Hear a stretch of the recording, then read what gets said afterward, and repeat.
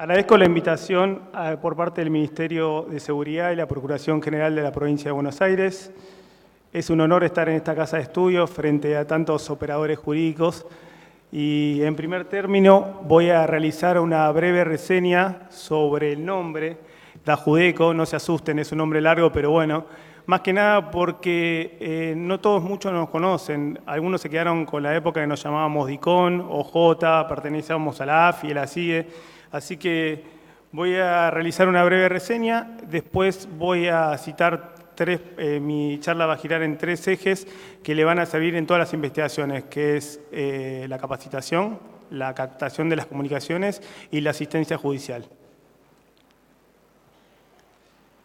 El artículo 17 de la Ley 27.126 transfiere la Dirección de Observaciones Judiciales que pertenecía a la AFI al ámbito de la Procuración General de la Nación.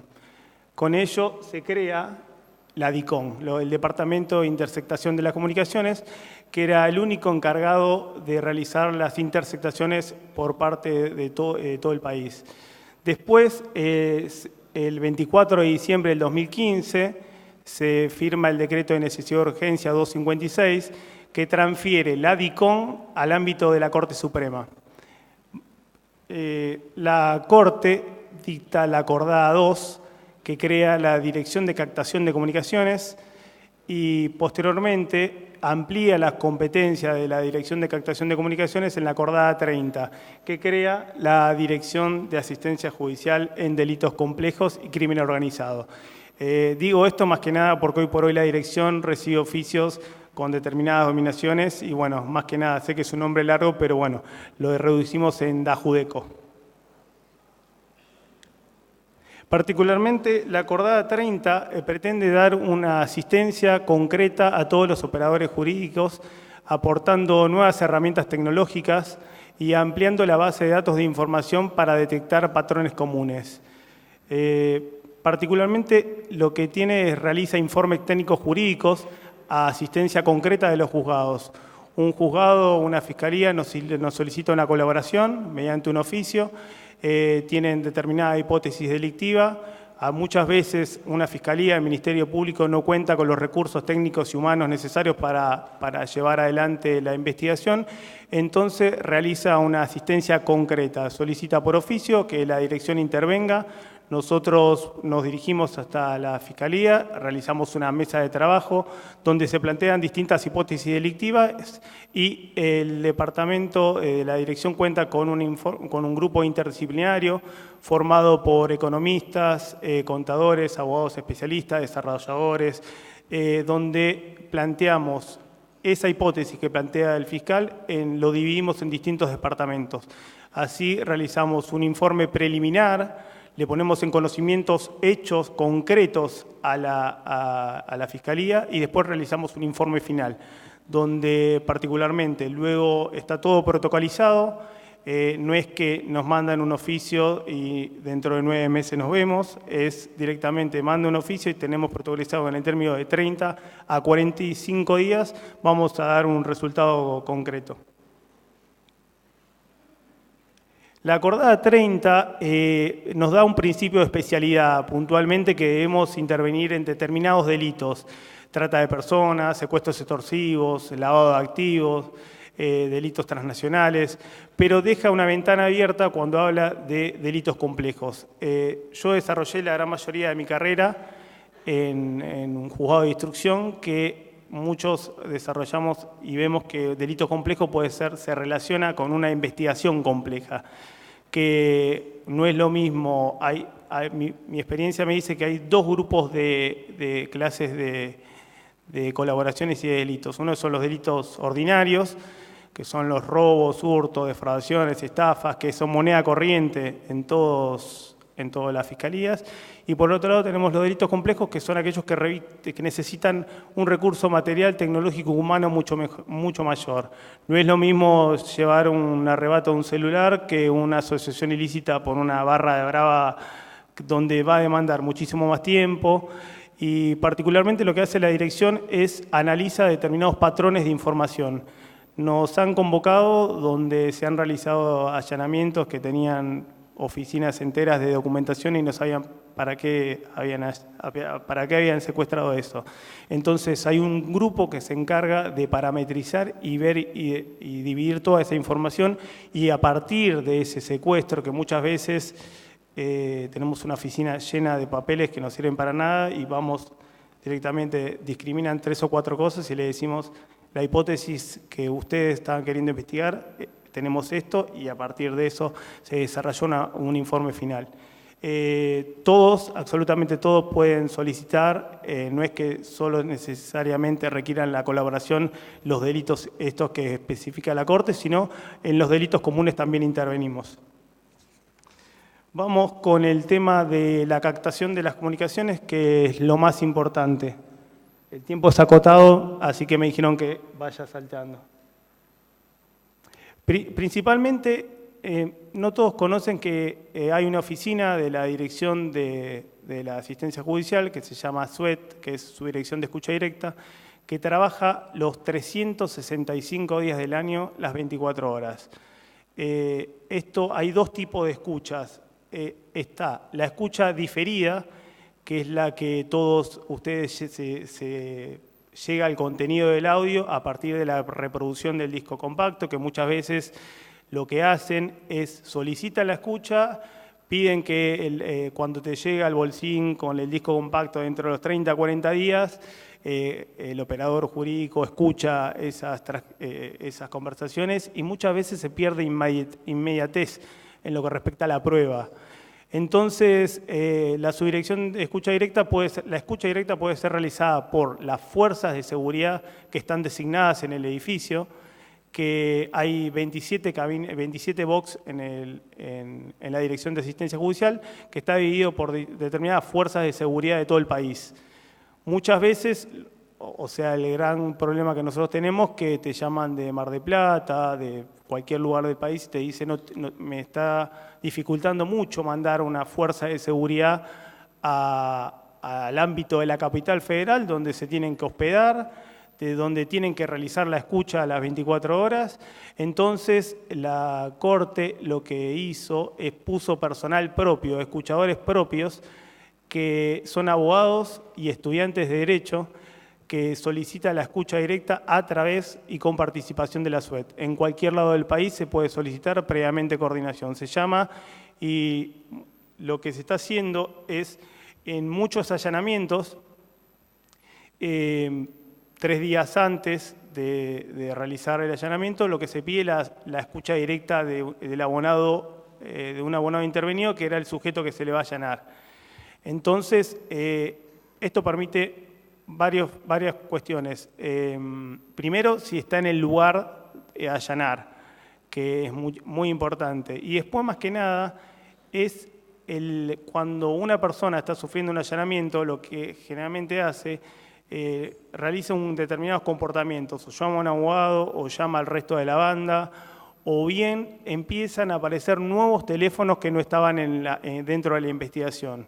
Hemos tenido muchísimos casos, la dirección está hace 1 año y 4 meses, pero hemos tenido casos muy interesantes donde un allanamiento por trata de personas, hacemos el allanamiento en el lugar del sujeto investigado, y esta persona lo que hace es se comunica con innumerable cantidad de números donde la escucha se está haciendo en directo, se le está haciendo los adelantos al secretario o a la fiscalía. O sea, yo pido la escucha directa de tal abonado, ese automáticamente personal de corte realiza los adelantos al secretario en el momento que está realizando el allanamiento.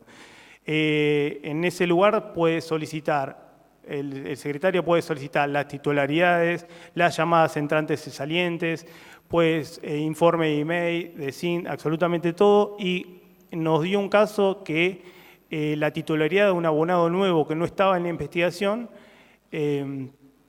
estaba instalado dentro de una municipalidad, lo que nos demostró la connivencia política que se había denunciado en autos. Después tenemos muchísimos casos, la escucha se solicita con el tema de los prófugos, que no muchos saben que hay que tener hay que tener paciencia nada más porque absolutamente todos tienen teléfonos celulares hoy en día. Hay personas que han tardado hemos tenido casos que 4 o 5 años son habidos porque llaman en fechas especiales a familiares, día de cumpleaños y lo que sea, y saltan los nuevos teléfonos, o bien, hay algunos casos, pero son así, piden delivery y dan el domicilio exacto de la persona donde está, y bueno, y a los 5 minutos le llega el allanamiento, pero bueno, son casos que ocurren, parece una risa, pero es así.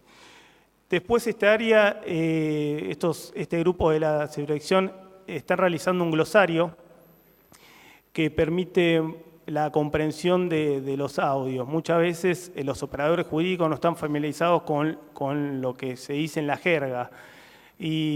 O bien llegan los audios entre 30 a 40 días cuando les reciben los bolsines. Y acá se hacen los adelantos en vivo y en directo, no tiene un delay de 30 segundos nada más. Y este glosario nos ha permitido identificar muchas cuestiones, como por ejemplo cuando dicen voy a salir de bondi que salen a robar, o bien los pitufos merodean que hacen mención a los policías de la provincia, o el chancho está dando vuelta que es la persona secuestrada, y puedo decir toda la noche toda la tarde ejemplos, pero bueno, no alcanza el tiempo. Lo particular en todo esto es que también la Corte desarrolló un sistema Audicon, que es lo que permite que si el secretario o la Fiscalía desea repasar la conversación, esto se lo permite reproducir cuantas veces quieras. Lo más importante de todo esto es que sepan que se pueden comunicar las 24 horas, puede evacuar cualquier tipo de consulta que tengan, y hay algo que ha desarrollado la Corte a través de un software que se carga directamente un sistema, que es la línea de registro.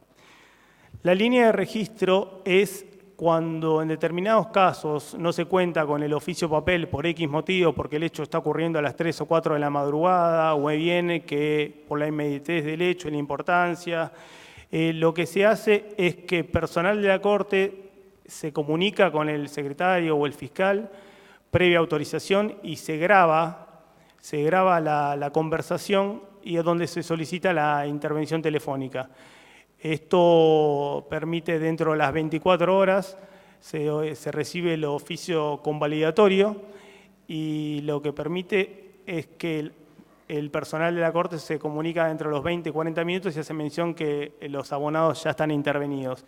Y no hay necesidad que el secretario salga corriendo a la sede de la Fiscalía para tipear un oficio, o bien que decida solicitar la intervención a la semana o a los 4 días o lo que sea. Vamos a hablar por el tema de la sectorización. Estos son procesos administrativos que... Vamos a hablar de interlocutor frecuentes e interlocutor común, que son un departamento de la dirección, realiza análisis criminal de las comunicaciones.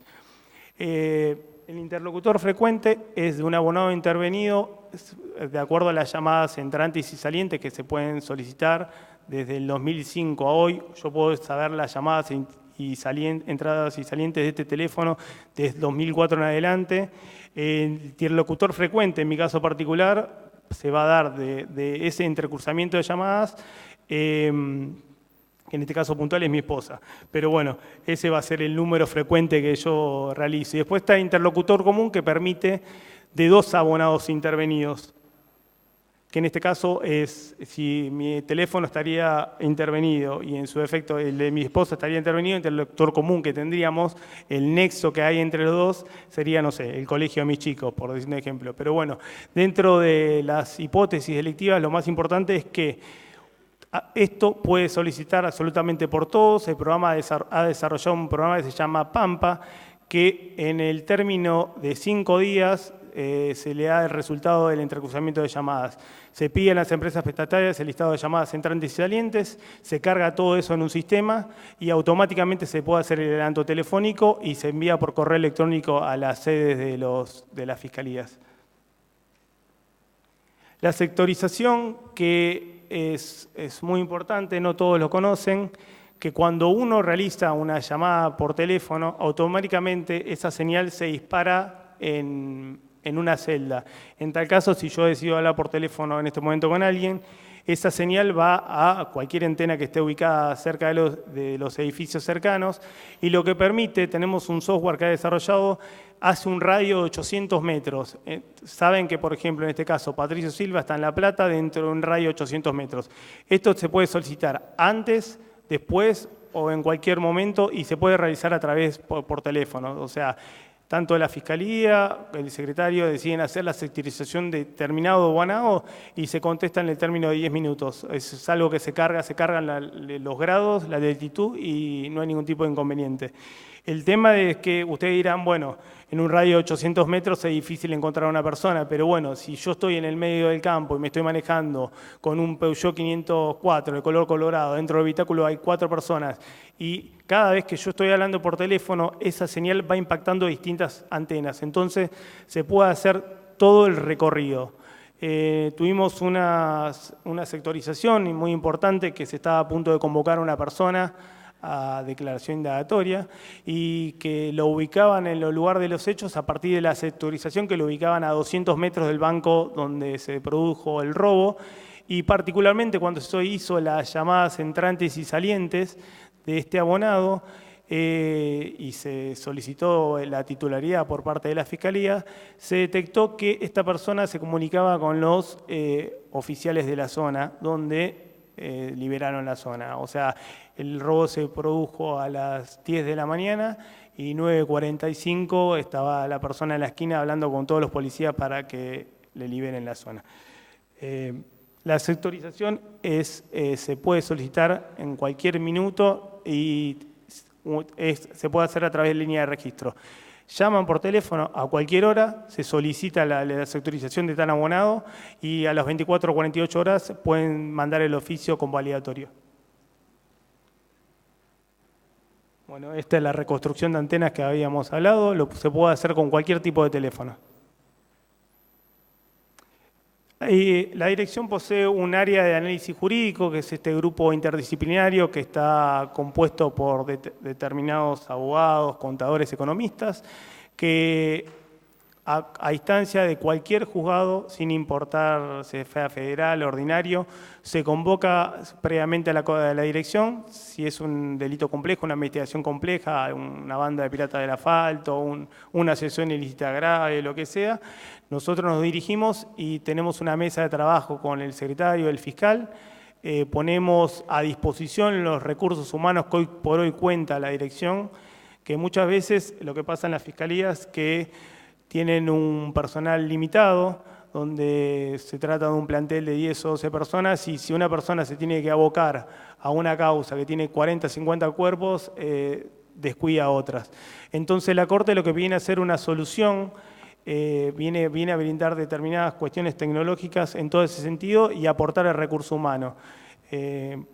No hay ningún tipo de inconveniente, se puede solicitar y mediante distintas mesas de trabajo, distintas comunicaciones, estamos en constante comunicación, sea con el secretario de la Fiscalía. Son colaboraciones que ya está todo estipulado y protocolizado, que no dura más de 30 a 45 días. Hoy por hoy estamos teniendo alrededor de 27 colaboraciones y bueno, estamos abiertos a recibir las que sean, no hay ningún tipo de inconveniente. La idea de la dirección particularmente es dar una asistencia concreta y eficaz a todos los operadores jurídicos que día a día se rompen el lomo y aman esta profesión. Muchísimas gracias.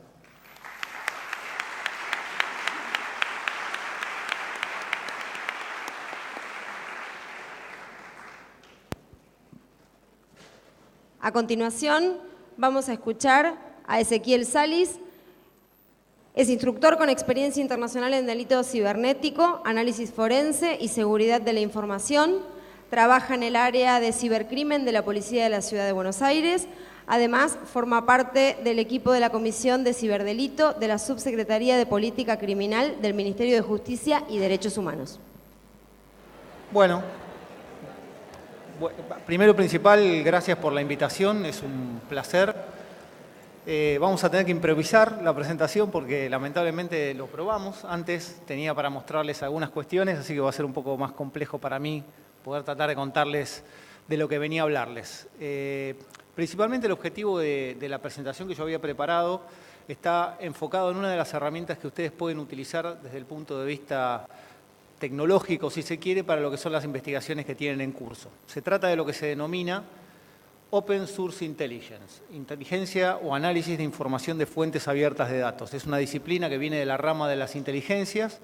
Existen múltiples tipos de inteligencias, la humana, la de señales, la de medidas, pero la inteligencia de fuentes abiertas de datos es el tipo de inteligencia que mayor costo-beneficio tiene. Es decir, con el esfuerzo que se puede invertir, que es acotado respecto del resto de las otras inteligencias, se puede obtener un beneficio bastante representativo, sobre todo hoy, en el nuevo fenómeno social que vivimos con Internet. ¿Sí? Particularmente la Internet que todos conocemos o que conocimos hace unos 20, 25 años atrás, tenía claramente un rol particular para nosotros, que era el de poder tener información que otras personas colocaban y nosotros tener un rol pura y exclusivamente de rol de consumidores de esa información. Con la evolución de la tecnología, lo que ha hecho Internet es transformarse en un rol mucho más social, donde ese rol de consumidor se transforma ahora ya en un rol de productor. Y cada uno de nosotros, a medida que consume y mira Internet e interactúa con Internet, no solamente consume, sino también produce. Con cada clic, con cada like, con cada tweet, con cada foto, con cada elemento que subimos. Incluso de forma pasiva, visitando un sitio web, generamos huellas en línea. Y uno de los objetivos que tiene la inteligencia de fuentes abiertas es que ustedes, en base a la investigación que puedan llegar a tener, puedan aprovechar de esta herramienta para poder complementar y alimentar las líneas de investigación que tienen, en algunos casos trabadas. Por ejemplo, a través de una amenaza que se realiza por un teléfono celular, es común que ustedes pidan la titularidad que tiene el número celular a través del cual se recibió esa amenaza, ya sea a través de mensaje de texto o a través de WhatsApp. ¿Sí? ¿Qué ocurre si el resultado de esa titularidad corresponde a una persona no nominada? O un resultado que, por supuesto, lleva absolutamente a la nada misma. Podríamos utilizar ese número de teléfono asociado a la red social Facebook. La red social Facebook, dentro de las variables que tiene para poder identificar a una persona, no solamente tiene al User ID, sino que también tiene a la dirección de correo electrónico y al teléfono celular. Entonces, colocando el teléfono celular en la parte de olvidé mi contraseña, ustedes tendrían la posibilidad de ver si ese teléfono celular está asociado a un perfil de Facebook. Solo con el hecho de ir a la parte de olvidé mi contraseña, colocar el teléfono celular y darle Enter, si ese teléfono celular está asociado a un perfil de Facebook, ustedes van a obtener la foto, el nombre y el link para poder visitar ese perfil de Facebook, que por supuesto va a estar, determinado al tipo de privacidad con que haya sido configurado ese perfil. Si el perfil está cerrado, van a poder ver muy poca información, pero, como siempre ocurre, si los perfiles están más abiertos, van a poder ver más información. Muchas veces no se relaciona el uso del teléfono celular con el perfil de Facebook, sino con la maniobra delictiva propiamente dicho. Lo que estamos haciendo nosotros, o lo que podrían hacer ustedes, es empezar a relacionar esa información. La inteligencia de fuentes abiertas de datos se basa en dos parámetros importantes. Lo que es agregar información, tenemos el dato A, tenemos el dato B, ¿sí? Y los sumamos y obtenemos el dato C. Y lo que es la inferencia. Tenemos un único dato y inferimos un segundo dato. La calidad de información de lo que es el agregado es mucho mayor que lo que es la inferencia. Pero particularmente, y más allá de la plataforma a la que querramos llevar a la práctica el análisis de fuentes abiertas de datos, esto es lo que se puede llegar a obtener. En Internet ustedes van a encontrar muchísima información, ¿sí? Y mucha de esa información muchas veces no es visible. ¿Qué pasa con, por ejemplo, las fotografías o los documentos de ofimática? Ustedes tienen muchas veces documentos que están publicados en Internet o fotografías que se envían en el intercambio de un secuestro extorsivo o fotografías que se pueden descargar desde Internet o fotografías que se obtienen almacenadas en la memoria de un teléfono celular que fue secuestrado en un procedimiento. Las fotografías, como los documentos de ofimáticas, no únicamente tienen la información que ustedes ven, sino que tienen lo que se conocen como metadatos. Los metadatos son los datos que describen al dato. El ejemplo más simple de metadato que hay es una fotografía que ustedes pueden ver, ¿sí? Puede estar asociada a lo que visualizan, pero también está asociada a los metadatos que tienen que ver con cuánto pesa la fotografía, cuál es la extensión de la fotografía, la fecha de creación de ese archivo, de esa fotografía, la última vez que se modificó. Pero hay datos que son más importantes también, que son los que están dentro de lo que se conocen como EXIF. EXIF es un estándar que describe y parametriza qué datos tiene que tener en los metadatos una fotografía. Son diferentes tipos de campos.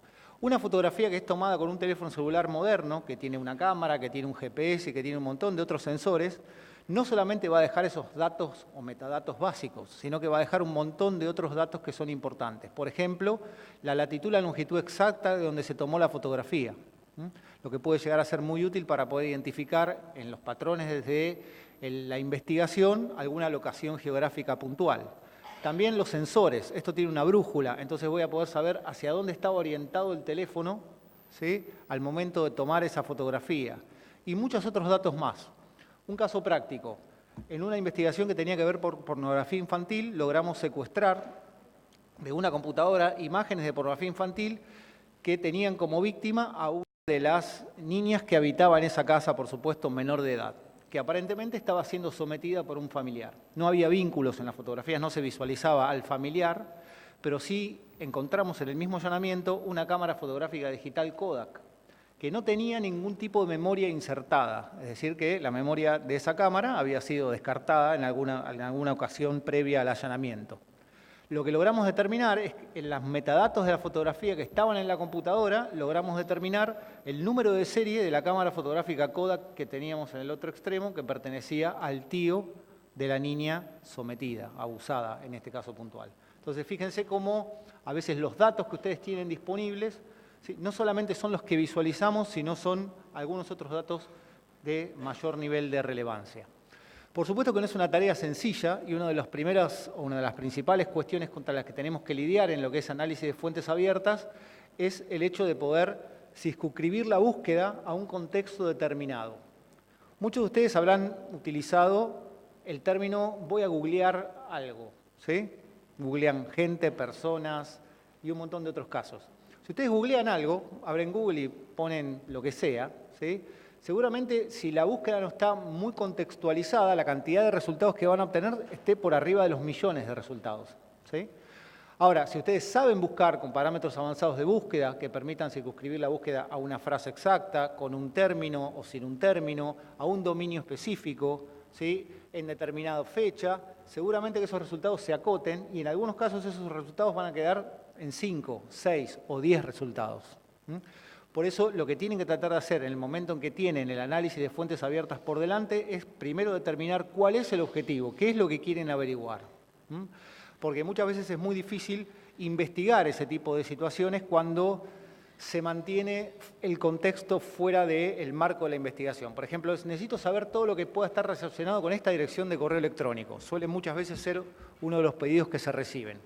Al no tener claro cuál es el objetivo, qué es lo que se está investigando, es muy difícil, en el cúmulo de información que se procesa, tratar de determinar a qué le voy a dar más peso y a qué no. Y no se olviden que la investigación de fuentes abiertas de datos se basa en agregar e inferir. Entonces no puedo agregar e inferir sobre todo. Tengo que agregar e inferir sobre lo que tiene mayor calidad respecto del objetivo que tengo que cumplir. El tema que yo les comenté recién, de ejemplo básico de Facebook, de hacer una búsqueda inversa, ¿sí?, es una de las tantas tareas que se pueden realizar. Quiero decirles que existen herramientas que permiten, de alguna manera, poder cumplir esta tarea de forma automatizada. ¿Por qué? Porque el cúmulo de tareas y el cúmulo de datos que se analizan son muchísimos. Una de las herramientas más representativas que hay, que es la que les quería justamente mostrar en un ejemplo, tiene que ver con Maltego, ¿sí? Maltego es una suite de una herramienta que tiene una versión gratuita. Después de que termine la charla cualquiera puede googlearla y de paso hacemos un ejercicio práctico de cómo llegar a la herramienta, descargar la versión que se llama Community Edition, instalarla y lo que van a tener ustedes ahí es justamente un esquema de investigación de fuentes abiertas de datos. Van a tener entidades, una entidad puede representar diferentes elementos, puede ser una persona, un DNI, un mail, una fotografía, un documento de Word, una frase, un lugar, una latitud, una longitud, ambas cuestiones, etcétera, etcétera. Y sobre cada entidad, que ustedes van a tener un lienzo que va a estar en pantalla, con clic derecho sobre cada entidad, la herramienta misma le van a decir qué datos le pueden sacar a esa entidad. Por ejemplo, si ustedes tienen una dirección IP, ¿sí?, le va a decir quién tiene esa dirección IP, en qué país está ubicada esa dirección IP, quién tiene registrada, a qué sitio web está asociado, todo con un clic derecho. y le va a desplegar eso trazando un mapa de relaciones, que lo que va a permitirles a ustedes es justamente trabajar con grandes cúmulos de datos en un mapa donde permitan a ustedes visualizar este esquema. Para cerrar, les quiero comentar el caso que les traía, ¿sí? Hoy por hoy, a nivel de lo que es análisis de fuentes abiertas de datos, una base que se circunscribe pura y exclusivamente a lo que se llaman redes de compartimiento de archivos peer-to-peer, muchos de ustedes las deben conocer por sus nombres, Ares, Emule y un montón de otros software como Torrent o tipo de tecnologías y protocolos que permiten para compartir archivos de forma descentralizada, ¿sí? Una de esas cuestiones está asociada a un tipo de delito, que es la distribución de pornografía infantil, ¿sí? Ese tipo de redes, además de otros canales de comunicación, como los grupos de Telegram, los grupos de WhatsApp, el correo electrónico o la web, se utiliza para la distribución de material pornográfico infantil. ¿Cuál es la diferencia? En el caso de Telegram, en el caso de WhatsApp, en el caso del correo electrónico, estamos hablando de canales de comunicación privada entre personas, entre los cuales yo estoy limitado por múltiples cuestiones para poder intervenirlos. Por ejemplo, WhatsApp y Telegram van cifrados de extremo a extremo. Por lo tanto, si yo intervengo el vínculo de comunicación, no voy a tener la capacidad de poder descifrar la información que por ahí viaja y por ende no voy a saber si están distribuyendo o no material pornográfico infantil. Con el correo electrónico podría llegar a suceder exactamente lo mismo, o a lo mejor el proveedor me brinda el contenido de una casilla, pero a través de una rogatoria internacional que puede demorar muchísimo tiempo. ¿Qué pasa con el escenario de distribución de pornografía infantil a través de redes peer-to-peer? La información es abierta y es pública. ¿Por qué? Porque las redes peer-to-peer, cada vez que ustedes instalan un software, imaginen un software que quieren utilizar para descargar películas, por ejemplo, vamos a poner un ejemplo, lo instalan y automáticamente el software crea una carpeta de archivos compartidos. En esa carpeta de archivos compartidos se va a almacenar todo lo que ustedes descarguen a través de ese software. Cuando ustedes descargan a través de ese software, no lo hacen de una locación centralizada. Imagínense que todos ustedes tienen instalado ese software y todos ustedes tienen en la carpeta de archivos compartidos la última película de La Momia, ¿sí? Cuando yo me instalo el software y busco la película de La Momia, me va a decir, la tienen tantas cantidades de seeds, de semillas, que en realidad están representadas por persona. Cuando yo le doy descargar, me voy a bajar de cada uno de ustedes una parte de ese archivo para rápidamente, sin abusar de su ancho de banda y de forma totalmente descentralizada, poder hacerme yo de ese archivo. Y a partir de que tengo ese archivo, soy una persona más de esa red, que cualquier otro que quiera bajar va a aprovechar para compartir.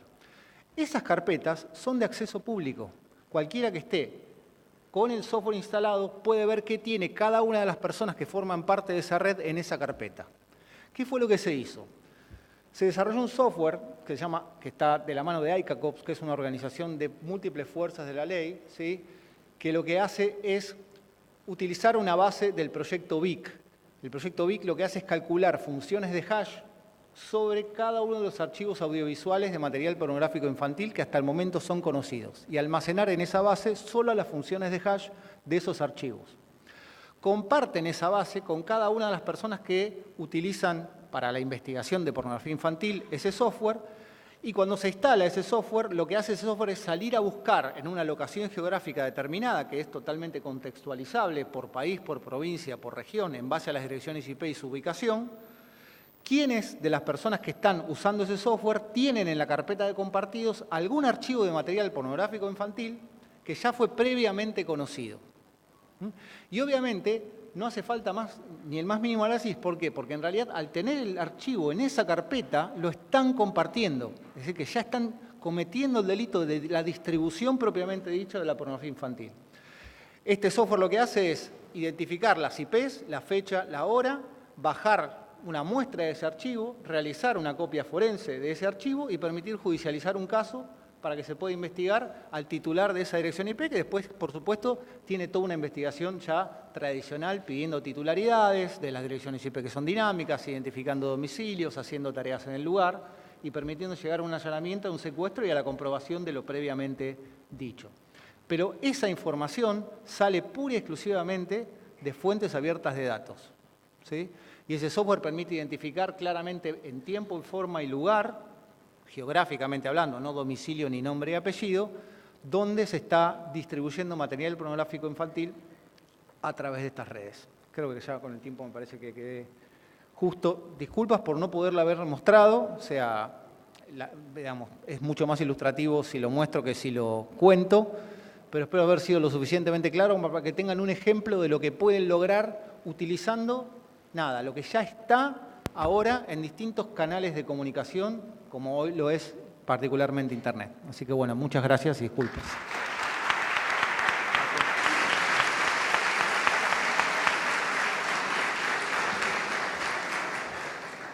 Bueno, desde el Ministerio Público de la Provincia de Buenos Aires agradecemos la participación, agradecemos las herramientas que nos brindaron, agradecemos el no habernos humillado mostrando el trabajo que traía para mostrar a los que no conocemos de informática.